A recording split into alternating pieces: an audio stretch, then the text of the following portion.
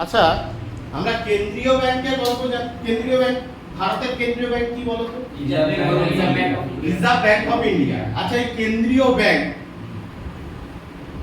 Bank আমরা জানি কেন্দ্রীয় ব্যাংক কি কি কাজ করে, বা কোন, সবাইকে দুটো করে পয়েন্ট বলবে, তুমি দুটো বলবে, তুমি দুটো বলবে, তুমি দুটো। কেন্দ্রীয় ব্যাংক, আগে ভালো করে প্রশ্ন শোনো, কেন্দ্রীয় ব্যাংক কি কি কাজ করে? একচেটিয়া নোট প্রচলনের ক্ষমতা কিভাবে করে? কেন্দ্রীয় ব্যাংকের কাছে একটি মাত্র নোট প্রচলনের সুবিধা আছে কেন্দ্রীয় ব্যাংকের কাছে। নোট প্রচলনের একচেটিয়া ক্ষমতা আছে কেন্দ্রীয় ব্যাংকের। আচ্ছা, কি নিয়ম অনুসারে নোট প্রচলন করে জানো? হ্যাঁ, তুমি জানো? আচ্ছা, তুমি বলো। কেন্দ্রীয় ব্যাংক নোট প্রচলনের একটি অধিকার আছে। কেবলমাত্র কেন্দ্রীয় ব্যাংকের কাছে এই অধিকার আছে, আর কোনো ব্যাংক নোট প্রচলন করতে পারে না। কেন্দ্রীয় ব্যাংকের যে নিয়মটি হলো নোট প্রচলনের 200 কোটি টাকা জমা অনুপাত হিসাবে জমা রাখতে হবে। না, বলো, বিশাল একটু ভুল বলেছে। বলো। কেন্দ্রীয় ব্যাংক হলো একটি ব্যাংক যা দেশের শীর্ষস্থানে অবস্থান করে। এই কেন্দ্রীয় ব্যাংক ছাড়া অন্য কোনো ব্যাংকের নোট প্রচলন করার একচেটিয়া ক্ষমতা নেই। আচ্ছা, কিভাবে নোট প্রচলন হয়, কি পদ্ধতির মাধ্যমে? কেন্দ্রীয় ব্যাংক টাকা কড়ি ইত্যাদি নিয়ন্ত্রণ ন্যূনতম জমার অনুপাত, এই পদ্ধতিতে নোট ছাপাতে পারে। কিরকম সেই নোট, কত টাকা ছাপাতে পারে? 150 কোটি টাকার সোনা এবং 85 কোটি টাকার বৈদেশিক মুদ্রা। 85 কোটি হলে কি করে তোমার 200 হচ্ছে? 115 আর 75, তাই তো? এই রেশিওতে কেন্দ্রীয় ব্যাংক কি করে? জমা রাখে, তার উপরে দাঁড়িয়ে নোট ছাপায়। আচ্ছা, 1 টাকার নোট ছাপানোর ক্ষমতাও কি কেন্দ্রীয় ব্যাংকের আছে? না, অর্থ মন্ত্রক 1 টাকার নোট ছাপায়, ভুলে গেছে? কেন্দ্রীয় ব্যাংক কত সাল থেকে কাজ শুরু করে জানো? 1935। আর তাহলে ও বলছেন নগদ কি পয়েন্টটা বলো? প্রচলনের একচেটিয়া অধিকার। আর কি পয়েন্ট আছে? অন্যান্য ব্যাংকের ব্যাংকার। রোহিত বলো, অন্যান্য ব্যাংকের ব্যাংকার। জোরে বলো। অন্যান্য ব্যাংকের ব্যাংকার হিসাবে কাজ করে। এই ব্যাংকের তিনটে কাজ করে। প্রথম হচ্ছে এই টাকা আমানত রিজার্ভ, মানে টাকা রিজার্ভ করে। না, হচ্ছে না, বলো। বাণিজ্যিক ব্যাংকের মানে একটি অংশ কেন্দ্রীয় ব্যাংকের কাছে জমা রাখে। আচ্ছা, আর ওই সমস্ত ব্যাংকগুলি চেক কেন্দ্রীয় ব্যাংক একটি বৈঠক আচ্ছা, কিছুটা বলেছে। আর কে কি বলো দেখি? বলো। ও কি বলছে? ব্যাংকের ব্যাংকার। বলো। কেন্দ্রীয় ব্যাংক ব্যাংকের ব্যাংকার হিসাবে 3 রকম ভাবে কাজ করে থাকে। এক রিজার্ভ, আরেকটি নিকাশি ঘরের কাজ, আর সর্বশেষ তার মানে কি, যে বাণিজ্যিক ব্যাংকগুলোকে তার আমানতের একটা অংশ কেন্দ্রীয় ব্যাংকের কাছে জমা রাখতে হয়, এবং এই আমানত রাখে বলি সে যদি কোথাও থেকে ঋণ না পায়, তার সর্বশেষ ঋণদাতা হিসেবে কে আসবে? কেন্দ্রীয় ব্যাংক। এবং বাণিজ্যিক ব্যাংকগুলোকে কেন্দ্রীয় ব্যাংকের নিয়ম মেনে চলতে হয়। ঠিক আছে? আর কি আছে? না, না, সরকারের ব্যাংকার হিসাবে কাজ করে। কিরকম? হ্যাঁ, বলো। কেন্দ্রীয় ব্যাংক সরকারের ব্যাংকার, এজেন্ট, প্রতিনিধি ইত্যাদি হিসেবে কাজ করে থাকে। সরকারের কেটে কেটে আছে। সরকারের যেমন সরকারের ঋণের উপর সুদ আদায়, কর, রাজস্ব, ভেরি গুড, ইত্যাদি কাজগুলি কেন্দ্রীয় ব্যাংক সরকারের করে থাকে। Very good. তারপরে কেন্দ্রীয় ব্যাংক সরকারের হয়ে কি করতে? ঋণ নিতে সাহায্য করে, আর ওই শৃঙ্খলতা বজায় রাখে। Very good. দলিল পত্র হচ্ছে যে, আর কি না, সরকারের বন্ড বাজারে বিক্রি করতে পারে, করতে পারে, কিনতে পারে। তাহলে এটা কি সরকারের ব্যাংকার হিসাবে কাজ করে? আর কি আছে? সরকারের ব্যাংকার হলো। আর কি আছে? এক্ষুনি যেটা বললে নিকাশি ঘরের কাজ করে। তার থেকেও নিকাশি ঘরের কাজটা কি? প্রতিটি ব্যাংকের কাছে ব্যাংকের কোনো না কোনো ঋণ থাকে।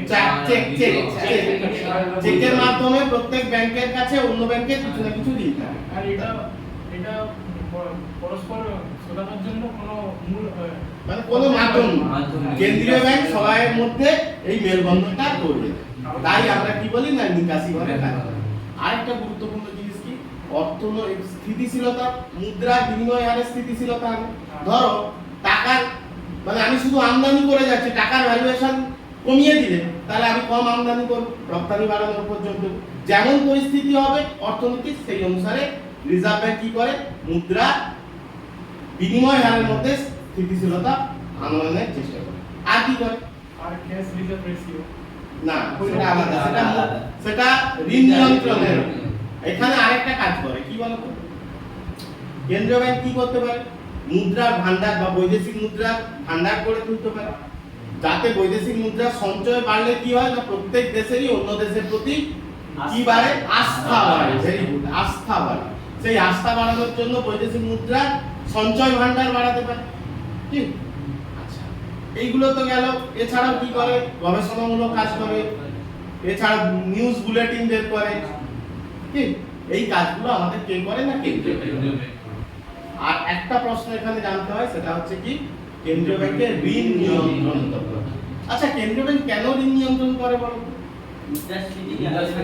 যে বাজারে যদি বাজারের ড্রাইভার হচ্ছে কে, কেন্দ্রীয় ব্যাংক। তাহলে মুদ্রাস্ফীতি যখন খুব বেড়ে যাবে তখন এমন কিছু অস্ত্র কেন্দ্রীয় ব্যাংকের কাছে আছে যেটার মাধ্যমে ঋণ নিয়ন্ত্রণ করতে পারে বা মুদ্রাস্ফীতি নিয়ন্ত্রণ করতে পারে। আর ঠিক উল্টো অবস্থা, মন্দা যদি দেখা যায়, মানে দেশে দ্রব্য বিক্রি হচ্ছে না, তখনও কিছু অস্ত্র আছে প্রয়োগ করতে পারে। এই প্রশ্নটাকে আরো একটা ভাবে বলতে পারি, কি বলতো, কেন্দ্রীয় ব্যাংকের আর্থিক নীতি। আর্থিক নীতি যা, কেন্দ্রীয় ব্যাংকের ঋণ নিয়ন্ত্রণ নীতি অনেকটাই এক। তাহলে কি কি অস্ত্র আছে কেন্দ্রীয় ব্যাংকের কাছে? ব্যাংক রেট, গোলাবাজারি কাজ করে, পরিবর্তনীয় রিজার্ভের অনুপাত। Very good. পারান্ডারে আছে এসএলআর, সিআরআর আর এসএলআর। সিআরআর এর ফুল ফর্ম কি? Cash reserve ratio. আর এসএলআর এর ফুল ফর্ম কি? Statutory liquidity ratio. আচ্ছা, আর কি করতে পারে? তাহলে এইটা কি ধরনের নিয়ন্ত্রণ বলো, জুড়ে বলো। পরিমাণগত নিয়ন্ত্রণ। আরেকটা কি নিয়ন্ত্রণ? তার মধ্যে কি কি আছে? ন্যূনতম রিজার্ভের অনুপাত, ন্যূনতম মার্জিনের ব্যবস্থা। ন্যূনতম মার্জিনের ব্যবস্থা। ন্যূনতম মার্জিনের ব্যবস্থা, তাই তো? তাহলে এই ন্যূনতম মার্জিনের ব্যবস্থা, এটাও একটা গুরুত্বপূর্ণ পয়েন্ট। এগুলোকে কি ধরনের বলি? আর কি হতে, নৈতিক অনুরোধ করতে পারে। আর কি হতে পারে? অত্যাবশ্যকীয় পণ্যের ক্ষেত্রে কি করতে পারে? তাদের ক্ষেত্রে লোন নাও দিতে পারে, ওই সময়ের জন্য লোন। আর কি, যেগুলো বিলাসবহুল লোন, তার ক্ষেত্রে ঋণ কমিয়ে দিতে পারে। আচ্ছা, ব্যাংক রেটটা কি একটু বলুন। ব্যাংক রেট কে বলবে বলো? ব্যাংক রেট কি? যে হারে কেন্দ্রীয় ব্যাংক বাণিজ্যিক ব্যাংকগুলোকে ঋণ প্রদান করে। আবার বলো, যে হারে কেন্দ্রীয় ব্যাংক বাণিজ্যিক ব্যাংকগুলোকে ঋণ প্রদান করে তাকে আমরা বলবো কি? Bank rate. এই ব্যাংক রেট বাড়ালে কি হতে পারে? ব্যাংক রেট বাড়লে বাজারে সুদের হার বাড়বে। কেন, কিভাবে? বাণিজ্যিক ব্যাংক রেটটা কে ঠিক করছে? কেন্দ্রীয় ব্যাংক। কার জন্য ঠিক করছে? তাহলে বাণিজ্যিক ব্যাংককে যদি বেশি সুদের হারে লোন নিতে হয় তাহলে সেও নিশ্চয়ই রেট বাড়িয়ে দেবে। মুদ্রাস্ফীতির মেন উৎস কি? ব্যাংকের লোন। তাহলে ব্যাংকের লোন যদি কমে যায়, মুদ্রাস্ফীতি অনেকটাই কমতে পারে। তাহলে যদি ব্যাংক রেট কেন্দ্রীয় ব্যাংক বাড়ায়, তাহলে অবশ্যই বাণিজ্যিক ব্যাংক তারও রেট বাড়াবে। তখন সুদের হার বেড়ে গেলে মানুষ কম লোন নেবে, তাহলে মুদ্রাস্ফীতি ব্যাংক রেটের মাধ্যমে নিয়ন্ত্রণ করতে পারে। আচ্ছা, আর কি আছে? গোলাবাজারি কাজ করে। জোরে জোরে বলো। কেন্দ্রীয় ব্যাংকগুলি বাজারে জনসাধারণের কাছে এগুলি ক্রয় বিক্রয় করে থাকে। কি ক্রয় বিক্রয় করে? বন্ড বা আইনি কাগজ। তার মাধ্যমে কি করে? জনগণের কাছ থেকে তাদের সঞ্চয়টাকে বাজার থেকে তুলে নেয়। ব্যাংকে থাকা আমানত সেগুলি দিয়ে বা ব্যাংকে যে আমানতগুলো জমা আছে সেটাও অনেকটা মার্কেট থেকে বেশি দিনের জন্য তুলে নেয়। তাহলে তুলে নিলে কি হবে? ওই সময়ের জন্য মানুষের হাতে টাকা কমে যাবে। মানুষ এবার খোলাবাজারি কাজ কারবার বা বন্ডে কেন টাকা রাখে? তা বেশি সুদের আলা আসে। তাহলে 5 বছরের জন্য বা 10 বছরের জন্য যে বন্ডটা এলো তাতে যদি টাকা তোলার সুযোগ না থাকে, তাহলে মার্কেট থেকে অনেকটা টাকা উঠে যাচ্ছে, যার ফলে কি হবে? মুদ্রাস্ফীতি নিয়ন্ত্রণ হবে। তাহলে আর কি আছে? সিআরআর। ব্যাপারটা কি একটু বলো। ওই তো শেয়ারের বলে বাণিজ্যিক ব্যাংকগুলি তাদের আমানতের একটি নির্দিষ্ট অংশ কেন্দ্রীয় ব্যাংকের কাছে জমা রাখে কোন অংশ? আমানতের নির্দিষ্ট দু রকম অংশ আছে, একটা বলছে কারেন্ট অ্যাকাউন্টে যেটা জমা পড়ে, আর একটা সেভিংস ফিক্সড ডিপোজিট। কারেন্টে আর ফিক্সড, তাহলে কারেন্টে বা ফিক্সডে যেটা জমা পড়ে তার একটা অংশ কেন্দ্রীয় ব্যাংকের কাছে রাখতে হবে। তাহলে যখন দেখছে দেশে অর্থের যোগান বেশি, তখন কি করবে? সিআরআর কি করে দেবে কেন্দ্রীয় ব্যাংক? ওই রেশিওটাকে বাড়িয়ে দেবে। সিআরআর বাড়িয়ে দেবে। যেই সিআরআর বাড়িয়ে দেবে তখন কি হবে?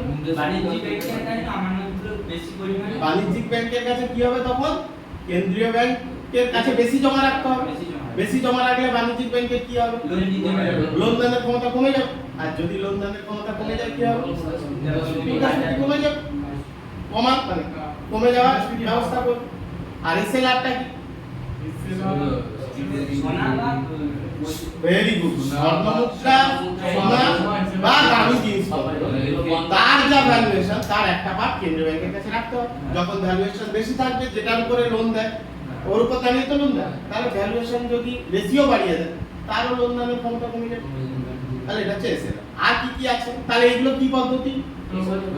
পরিমাণগত পদ্ধতি। আর কি পদ্ধতি আছে? গুণগত পদ্ধতি। গুণগত পদ্ধতি। তার মধ্যে কি কি আছে? নৈতিক অনুরোধ। নৈতিক অনুরোধ কি করে? অনুরোধটি হলো প্রতিটি কেন্দ্রীয় ব্যাংকিং কাজকর্ম করার জন্য বাণিজ্যিক ব্যাংকে একটি অনুরোধ পাঠায়। এই অনুরোধে যাতে বেশি লোন না দেয় ওই পরিস্থিতি। আর কি? ব্যাংকিং ব্যবস্থা সময় পরিচালনা করা আর কি ন্যূনতম মার্জিনের ব্যবস্থা? মানে কি ব্যাপার? ধান, গম, চাল ইত্যাদিকে অত্যাবশ্যকীয় পণ্যের ক্ষেত্রে কি করে? উচ্চ হারে উচ্চ হারে ঋণ দেওয়াটা কমিয়ে দেবে। অত্যাবশ্যকীয় ক্ষেত্রে উচ্চ হারে ঋণ দেওয়া কমিয়ে দেবে। কেন? না এই চাল, গম, নিত্য প্রয়োজনীয় দ্রব্য থেকেই মূলত মুদ্রাস্ফীতিটা বেশি আসে। যখন মুদ্রাস্ফীতি বেশি তখন ওই সেক্টরগুলোতে লোন দেওয়া কমিয়ে দেবে। কি? আর কি আছে? আর বড় বড় লোকরা কি ফ্রিজ, 5-6 নম্বর পূর্ণ দ্রব্য যেগুলো আছে, ফ্রিজ, এসি, এগুলোর ক্ষেত্রে গুলোকে ভাড়ার মাধ্যমে ক্রয়ের মাধ্যমে করবে। ঠিক আছে। তাহলে এইগুলো হচ্ছে কি কেন্দ্রীয় ব্যাংকের ঋণ নিয়ন্ত্রণ পদ্ধতি। তাহলে আজকে আমরা উৎপাদন চ্যাপ্টার আর ব্যাংক চ্যাপ্টার এই দুটো নিয়ে আলোচনা হলো। কিছু জায়গায় তোমাদের গ্যাপ আছে, এখন আলোচনা করে দিলাম। বাড়িতে গিয়ে একদম ভালো করে পড়বে আজকে। পড়ার পর আমি এটার উপর এই দুটো চ্যাপ্টারে পরীক্ষা দেব। তাই না? এই পর্যন্ত হোক। স্যার নেক্সট রবিবার পরীক্ষা হোক। হোক।